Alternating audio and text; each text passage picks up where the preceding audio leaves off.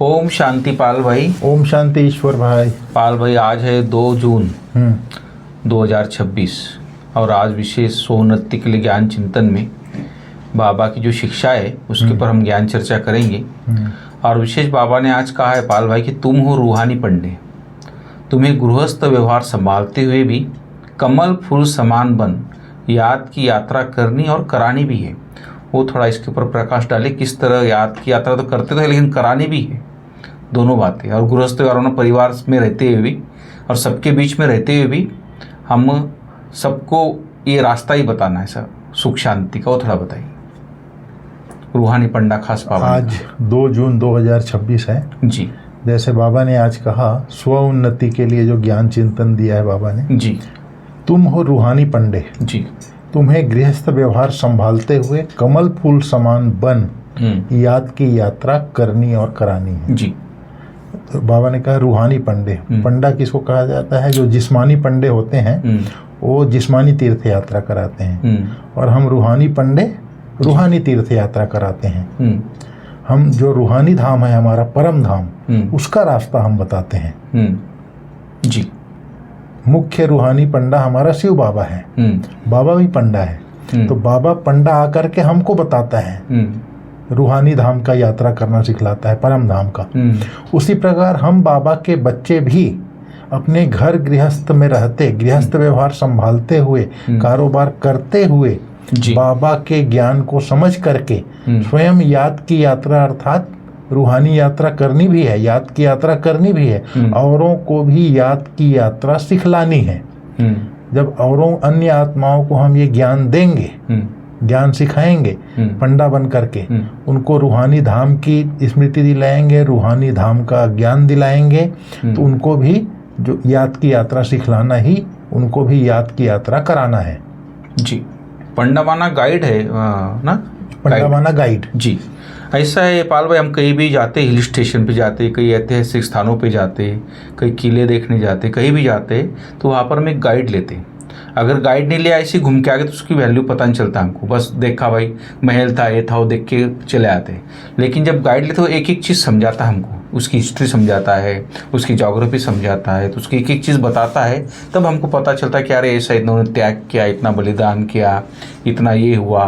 वैसे यहाँ माउंट आबू में हमारा जो ब्रह्मा कुमारी इसका हेड ऑफिस है और ये पर्यटक प्लेस है, यहाँ पर तो हज़ारों लोग आते हैं यहाँ पर। लेकिन जब तक यहाँ वो अंदर आके गाइड से नहीं मिलते हैं तब तक इनको डिटेल पता नहीं चलता कि ब्रह्मा कुमारी क्या चीज़ है, क्या कार्य करती है और इसका क्या उद्देश्य है और कैसा राजयोग यहाँ सिखाया जाता है, जिससे मनुष्य से देवता बनने की यहाँ पढ़ाई होती है। इसके बारे में कोई जानता नहीं। जब गाइड बताता है तब उनको डिटेल पता चलता है कि हाँ भाई, ये ब्रह्मा कुमारी विश्वविद्यालय भी एक अनोखा विद्यालय है जहाँ पर मनुष्य को इतना श्रेष्ठ बनने की शिक्षा दी जाती है। अगर ऐसे आया घूम के चला गया तो कुछ नहीं पता चलेगा। बस था भाई, एक आश्रम था, गए थे, एक हॉल था, एक ये था, वो देख के आके चला गया, तो अंदर कुछ गया ही नहीं। इसलिए बाबा ने पंडे जो याद की यात्रा, बाबा ने कहा कि याद की यात्रा में कितना बल है, कितनी शक्ति है, और इस याद की यात्रा से आत्मा कैसे सत्वप्रधान बनती है और कितना उच्च पद को प्राप्त करती है, इसकी वैल्यू जब हम बताएंगे तब उसको पता चलेगा कि याद भगवान से कैसे हम कनेक्शन जोड़ के हम अपने जीवन को श्रेष्ठ बना सकते। तो ये बाबा ने खास पंडा का महत्व आज बताया है। और क्वेश्चन है पाल भाई कि बाप बच्चों को कौन सा श्रृंगार करते और किस श्रृंगार के लिए मना भी करते हैं, वो थोड़ा बताइए। बाबा कहते हैं, मैं तुम्हारा रूहानी श्रृंगार करने आया हूँ जी, और तुम्हें कभी भी जिस्मानी श्रृंगार नहीं करना है जी। तुम बेगर हो, तुम्हें फैशन का शौक नहीं होना चाहिए। दुनिया बहुत खराब है, इसलिए जरा भी फैशन, शरीर का फैशन नहीं करो, बाबा कहता है। बाबा स्वयं शिव बाबा ज्ञान गुण शक्तियों का सागर है जी। वो आकर के हमको रूहानी श्रृंगार कर रहा है, हमको रूह को ज्ञान, पवित्रता, प्रेम, शांति, सुख, आनंद, शक्तियाँ, सर्व गुणों से, सर्व कलाओं से संपन्न कर रहा है, अर्थात श्रृंगार कर रहा है। इसलिए हमें ये जिस्म का श्रृंगार नहीं करना है। बाबा ने कहा है, तुम अगर काले हो तो भी अच्छा है, शरीर का श्रृंगार नहीं करना है, दुनिया बहुत खराब है। गृहस्थ व्यवहार में रहते फैशनेबल मत बनो।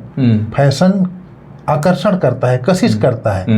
इस समय खूबसूरती भी अच्छी नहीं है, बाबा कहता है। काले हो तो अच्छा है, कोई पंजा नहीं मारेगा। खूबसूरत पिछाड़ी तो फिरते रहते हैं, बाबा कहता है। तुमको गोरा बनना है शिव बाबा से, वह गोरे बनते हैं पाउडर आदि से। कितना फैशन है, बात मत पूछो।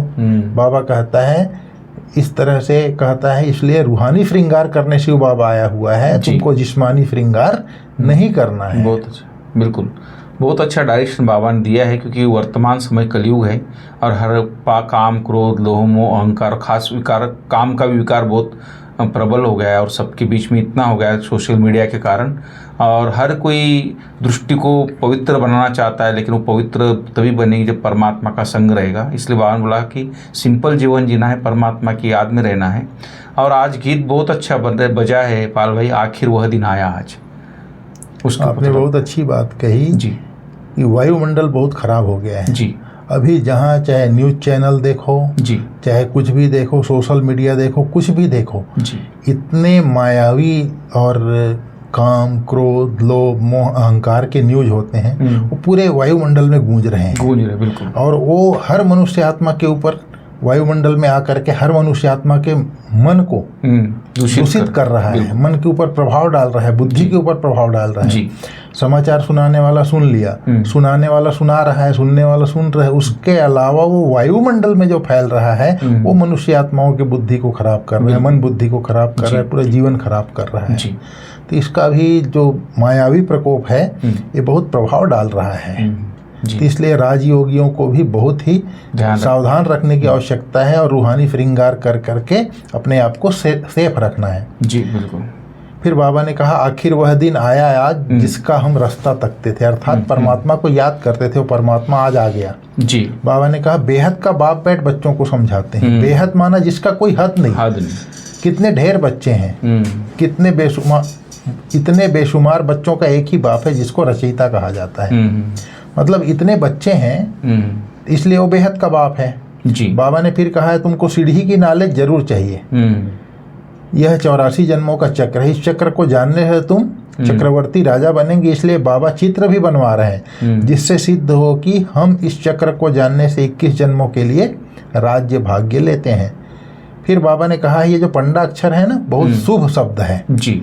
यात्रा पर ले जाने वाले पंडे होते हैं, यात्री जो जाते हैं उनको गाइड मिलता है तो वो सब दिखाते हैं। तीर्थ यात्रा पर भी पंडे मिलते हैं। बाप कहते हैं जन्म जन्मांतर तीर्थ यात्रा करते आए हो, अमरनाथ पर जाते हैं, तीर्थों पर जाते हैं, परिक्रमा लगाते हैं, वहां जाने समय फिर वही याद रहता है। क्या याद रहता है? अमरनाथ, बद्रीनाथ, केदारनाथ, वही याद रहता है। यहाँ भी बाबा कहता है घर बार धंधे धोरी सबसे दिल हट जाती है। वहाँ जब तीर्थ यात्रा पर जाते हैं तो वही याद रहता है। यहाँ तुमको समझाया जाता है अपने घर गृहस्थ में रहते हुए धंधा धोरी भी करते रहो और फिर गुप्त यात्रा पर रहो, याद की यात्रा पर रहो। यह कितना अच्छा है, जितना बड़ा धंधा करना है उतना करो, किसी को मना नहीं है। धंधा धोरी भी करो और ज्ञान योग भी करो, ज्ञान रत्नों से अपनी श्रृंगार करो। अपने घर बार की भी पूरी संभाल करनी है। जो सेंसुबिल अच्छे बच्चे हैं वह समझते हैं हमको घर गृहस्थ में रहते कमल फूल समान रहना है, गृहस्थ व्यवहार में तंग नहीं होना चाहिए। फिर बाबा ने आज कुमार कुमारियों की बहुत महिमा की है। कुमार कुमारियां तो जैसे सन्यासी हैं, उनमें विकार है नहीं, 5 विकार से दूर हैं। अभी तुम जानते हो, तुम बच्चे जानते हो हमारा श्रृंगार ही और प्रकार का है, उनका और प्रकार का है। उनका जिस्मानी श्रृंगार है और हमारा रूहानी श्रृंगार है। बाबा ने कहा गरीब अच्छे हैं, गाँवड़े में जाकर गरीबों का कल्याण करना है। बाबा ने कहा बाबा के पास मिलने आते हैं तो कहता हूँ तुमने यह जिस्मानी श्रृंगार किया है, अब आओ तो मैं तुमको ज्ञान श्रृंगार कराए, तुमको स्वर्ग की परी 21 जन्मों के लिए बना दूंगा। बाबा कहता है तुम सदा सुखी बन जाएंगे, न कभी रोएंगे न दुख होगा। अभी यह जिस्मानी श्रृंगार तुम छोड़ दो, तुमको हम ज्ञान रत्नों से ऐसा फर्स्ट क्लास श्रृंगार कराएंगे जो बात मत पूछो। बाबा कहता है वहाँ कोई क्रीम पाउडर की जरूरत ही नहीं है, ऐसा श्रृंगार हो जाता है। नेचुरल ब्यूटी बिल्कुल। हाँ जी। फिर बाबा ने कहा अभी तुम हो सच्चे की औलाद सच्चे। बाबा ने कहा तुम हो सच्चे बाप की औलाद सच्चे हैं। वह बाबा ने फिर कहा है दुनिया वाले भी हैं, वह भी मनुष्य और तुम भी मनुष्य, परंतु वह है आसुरी संप्रदाय और तुम हो दैवी संप्रदाय, ईश्वरीय संप्रदाय। बाप बच्चों को सम्मुख समझाते हैं, तुम बच्चों के अंदर में खुशी रहती है। अनेक बार तुमने ऐसी राजधानी ली है जैसे तुम अभी ले रहे हो। फिर बाबा ने कहा तुम जानते हो हम बाबा से योग लगाए कर्मातीत अवस्था को पाएंगे। तुम योग बल से विश्व के मालिक बनते हो। तुम्हारा है ही अहिंसा, परमो, देवी देवता, धर्म। दोनों हिंसाएं वहां होती नहीं। काम कटारी की हिंसा सबसे खराब है, जो तुमको आदि मध्य अंत दुख देती है। यह किसको पता नहीं है रावण राज्य कब होता है। अभी पुकारते हैं आकर हमको पावन बनाओ, तो जरूर कभी पावन थे ना, तब तो पुकारते हैं जी। बाबा ने कहा दुनिया में कितना गंद लगा पड़ा है, अब हम तो उन बातों से निकल परिस्तान में जाते हैं। इसमें बड़ी हिम्मत और महावीर पना चाहिए। महावीर पना मतलब जो ज्ञान और योग से संपन्न है। ज्ञान और योग दो ही पंख है जो आत्मा को उड़ा करके ले जाती है। अगर ज्ञान और योग नहीं है तो फिर वो महावीर पना भी नहीं रहेगा और आत्मा बोझिल हो जाती है। ज्ञान योग नहीं है तो। बिल्कुल बिल्कुल। महावीर को दिखाते हैं ना, उड़ता है जी बिल्कुल। फिर बाबा ने कहा बाबा का बनकर पतित थोड़े ही बनना है। वह समझते हैं स्त्री पुरुष रहते इकट्ठे आग न लगे, या हो नहीं सकता, लेकिन बाबा के पास तो संभव है ना। फिर बाबा ने कहा जिनका पार्ट होगा वह कैसे भी आएंगे। लोग भड़काते हैं वहाँ भाई बहन बना देते हैं करके। तो बाबा कहता है जिनका पार्ट होगा वह कैसे भी आएंगे, इसमें डरने की बात नहीं है। शिव बाबा तो ज्ञान का सागर, पतित पावन सर्व का सद्गति दाता है। ब्रह्मा द्वारा पतित से पावन बनाते हैं। यह अक्षर ऐसे बड़े लिखे हो जो कोई भी आकर पढ़े, पवित्रता पर ही कितने विघ्न डालते हैं। फिर बाबा ने कहा बाबा कहते हैं बच्चे किसी देहधारी में मोह की रग नहीं जानी चाहिए। हाँ, बिल्कुल, ये मुख्य बात। हाँ, अगर कहा मोह की रग होगी तो फंस पड़ेंगे। यहाँ तो अम्मा मरे तो भी हलवा खाओ और बीबी मरे तो भी हलवा खाओ। ये कहावत निर्मल शांता दादी के लिए है। ब्रह्मा बाबा की युगल जसोदा माता और निर्मल शांता दादी की माँ थी। तो बाबा ने कहा यशोदा माता ने जब शरीर छोड़ा, अम्मा मरे तो भी हलवा खाओ, बीबी मरे तो भी हलवा खाओ। इसीलिए कोई शरीर छोड़ता है तो भोग में हलवा बनता है। फिर बाबा ने कहा बाबा कितनी मीठी मीठी बातें सुनाते हैं वर्षा लेने के लिए। इस समय भारत का कितना अकल्याण हुआ पड़ा है। बाप आकर कल्याण करते हैं। भारत को मगध देश कहते हैं। सिंध जैसे फैशनेबल कोई होते नहीं, विलायत से फैशन सीख कर आते हैं। कितना खर्चा करते हैं फैशन के लिए, बाबा करता है। इसलिए अभी तुमको रूहानी श्रृंगार करना है, जिस्मानी श्रृंगार नहीं करना है। इस तरह से बाबा ने आज ये श्रृंगार के ऊपर बोला और गृहस्थ व्यवहार में रहते हुए कमल फूल समान बनना है, याद की यात्रा करनी करानी है। ये सारी चीज़ें आज बाबा ने कही। बहुत अच्छा है पाल भाई, बाबा इतना हम बच्चों का अच्छी शिक्षा देते और अच्छा इतना श्रृंगार करते। लेकिन कई बच्चे नटखट होते हैं ना, माँ बाप इतने अच्छा श्रृंगार करते, फिर वो जाके अपना श्रृंगार बिगाड़ देते हैं। फिर वो माँ डांटती, अरे तुम्हारा इतना पाउडर वाउडर इतना अच्छा बना के तुमको भेजा, फिर तुम गंदा हो के आए। फिर वो माँ दोबारा उसको फिर श्रृंगार करती। ऐसे बाबा हम बच्चों का रोज़ श्रृंगार करते, ज्ञान स्नान कराते और योग का शक्ति भरते हमारे अंदर। कल ज्ञान गुण शक्ति श्रृंगार करते। हाँ बताइए। कल भट्टी चल रही थी ना अभी जी, उसमें पुष्पा बहन ने बहुत अच्छी बात कही जी।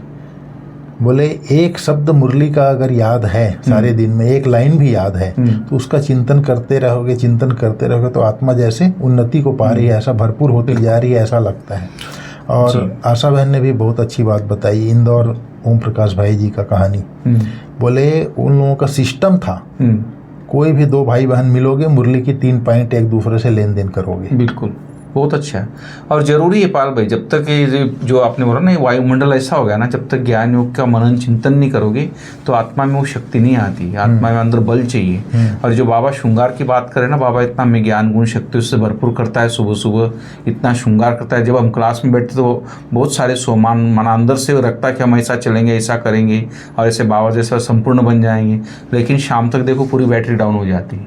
क्यों? क्योंकि हम श्रृंगार बिगाड़ देते, याद नहीं करते, ना विचार सागर मंथन करते मुरली का, ना उसके ऊपर ध्यान देते, ना अटेंशन देते।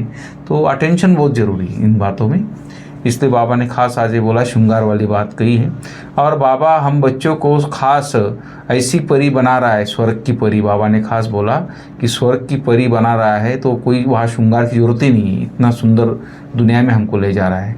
इसलिए बाबा होता है कि सच्चा पंडा बनना है वर्तमान समय, और शरीर निर्वाह धंधा भी करना है, लेकिन कार्य करते तंग नहीं होना। बाबा होता है बहुत ज्ञान युक्त होके खुशी से जो भी ड्यूटी मिली है, जो भी हमको सेवा मिली है, बहुत चाहे गृहस्थ की हो, चाहे अलौकिक हो, चाहे लौकिक हो, बहुत प्यार से उस सेवा को करना है और ज्ञान श्रृंगार कर स्वयं स्वर्ग की परी बनना है। इस तमो प्रधान दुनिया में जिस्मानी श्रृंगार नहीं करना है, माना जो आर्टिफिशियल श्रृंगार है बाबा होता है एक करने की जरूरत नहीं तुम बच्चों को। तो कलयुगी फैशन छोड़ देना है, क्योंकि इसमें भी माया का ये होता है कि मैं अच्छा दिखूँ, ये ऊपर बॉडी कॉन्शियस आ जाता है थोड़ा, इसलिए होता है कि ये सब छोड़ देना है। और आज वरदान है पाल भाई की बालक और मालिकपन के बैलेंस द्वारा युक्ति युक्त चलने वाले सफलता मूर्त भो, वो थोड़ा बताइए युक्ति। आज बालकपन और मालिकपन क्या है जी, बाबा ने बहुत विस्तार से बहुत अच्छा समझाया है जी। बाबा ने कहा जितना हो सके सर्विस के संबंध में बालकपन, जी, अपने पुरुषार्थ की स्थिति में मालिकपन। फिर बाबा ने कहा संपर्क और सर्विस में बालकपन, जी, याद की यात्रा और मंथन करने में मालिकपन, जी, साथियों और संगठन में बालकपन और व्यक्तिगत में मालिकपन। इस बैलेंस से चलना ही युक्ति युक्त चलना है। इससे सहज ही हर कार्य में सफलता प्राप्त होती है, स्थिति एकरफ रहती है और सहज ही सर्व के स्नेही बन जाते हैं। बिल्कुल। फिर बाबा ने आज स्लोगन में बोला है सोचना और करना समान हो तब कहेंगे विल पावर वाली शक्तिशाली आत्मा। बिल्कुल। विल पावर माना मनोबल, दृढ़ संकल्प। सही है, सोचना और करना हो जाएगा। हाँ, जो सोचा वही करेंगे। जो मनोबल वाली आत्मा है, पावरफुल थॉट्स वाली आत्मा है, विल पावर वाली आत्मा है, उसका सोचना और करना समान होगा। बिल्कुल। फिर बाबा ने आज अव्यक्त इशारे में बोला है सदा हर्षित रहने के लिए अपनी नेचर को सरल बनाओ, सहनशील बनो। जी। हर्षित रहने का गुण पुरुषार्थ में बहुत मददगार बन सकता है। बिल्कुल। लेकिन जैसे सूरत हर्षित रहती है वैसे आत्मा भी सदैव हर्षित रहे। इस नेचुरल गुण को आत्मा में लाना है बाबा ने कहा। जी। सदा हर्षित रहेंगे तो माया की कोई आकर्षण आकर्षित नहीं करेगी, यह बाप की गारंटी है। लेकिन सदा हर्षित रहने के लिए अपनी रूहानी शान में रहना और सहनशील बन साक्षी दृष्टा हो माया के खेल को देखना है। हर्षित रहने के लिए रूहानी शान में रहना है और सहनशील बन साक्षी दृष्टा हो माया के खेल को देखना है। ये बात कही बाबा ने। ओम शांति। ओम शांति। थैंक यू पाल भाई, धन्यवाद।